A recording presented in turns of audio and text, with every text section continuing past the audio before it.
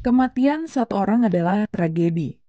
Kematian banyak orang adalah statistik. Adagium itu bisa jadi benar. Hari demi hari kita terus mendengar berita tentang korban luka maupun tewas dalam sejumlah proyek pembangunan infrastruktur yang sedang berjalan atau digenjot oleh pemerintah. Ambruknya kepala pilar di Tol Bekasi Cawang dan Kampung Melayu atau Becak Ayu pada Selasa 20 Februari 2018 lalu adalah contoh terkini 7 orang terluka. Proyek infrastruktur di seluruh pelosok Indonesia selama tahun 2015 hingga 2019 diproyeksikan menelan biaya sebesar 4.197 triliun rupiah. Kita patut menagih jaminan kepada pemerintah supaya tidak terus-menerus jatuh korban.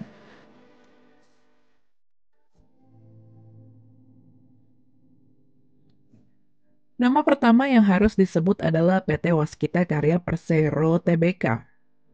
Ya, badan usaha milik negara yang merupakan emiten di Bursa Efek Indonesia itu adalah perusahaan yang paling banyak ditunjuk oleh pemerintah untuk mengerjakan proyek infrastruktur. Sebanyak 15 proyek strategis nasional dipegang oleh perusahaan tersebut. Waskita Karya ditugaskan membangun 700 km jalan tol di sejumlah wilayah di Indonesia, di mana 95%-nya masuk kategori pembangunan jalan tol baru atau greenfield.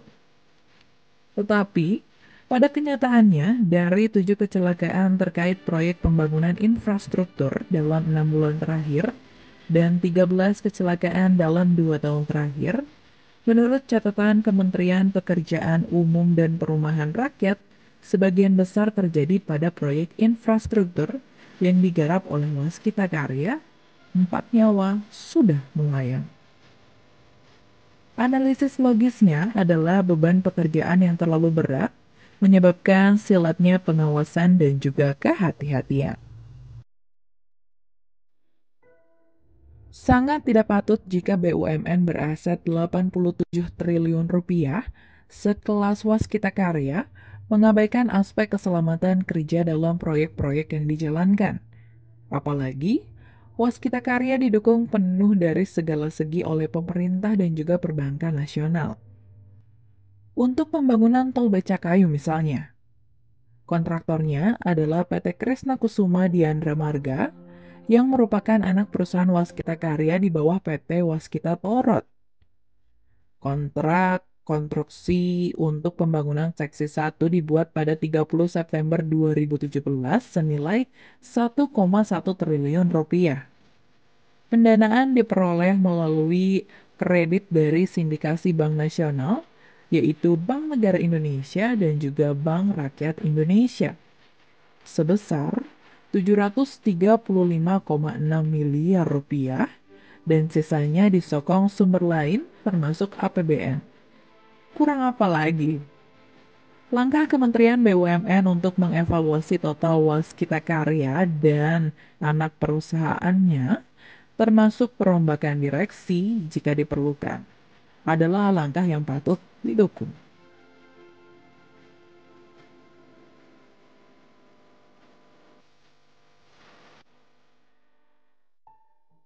Sudah tepat langkah pemerintah menghentikan sementara seluruh proyek infrastruktur dan mengauditnya.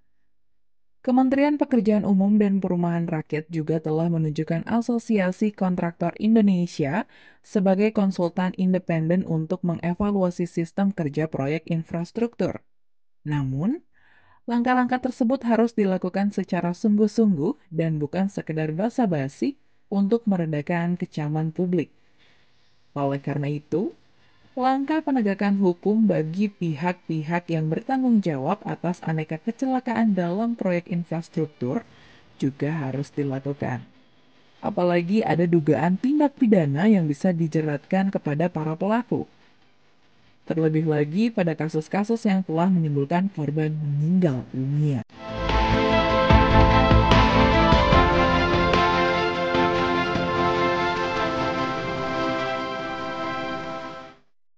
Namun, Direksi akhirnya enggan berbicara jalur pidana. Paradigma yang dibangun masih sebatas evaluasi dan investigasi untuk mencari akar masalahnya supaya kecelakaan tidak terulang di masa depan. Kendati demikian, langkah perusahaan untuk memasukkan kontraktor yang diduga bersalah ke dalam daftar hitam rekanan Waskita Karya adalah satu hal yang patut diapresiasi. Ya, kita tidak menafikan adanya langkah-langkah yang diambil oleh pemerintah dan BUMN pelaksana proyek untuk merespons peristiwa kecelakaan yang terus berulang. Kita juga tidak secara sembarangan menolak proyek infrastruktur yang hendak diatribusikan untuk kepentingan masyarakat luas. Namun, peristiwa kecelakaan yang sampai menimbulkan korban jiwa adalah hal yang tidak bisa dianggap sebatas angka statistik. Nyawa tetaplah nyawa, hilangnya nyawa tetaplah tragedi. Ini tamparan keras buat pemerintahan Jokowi.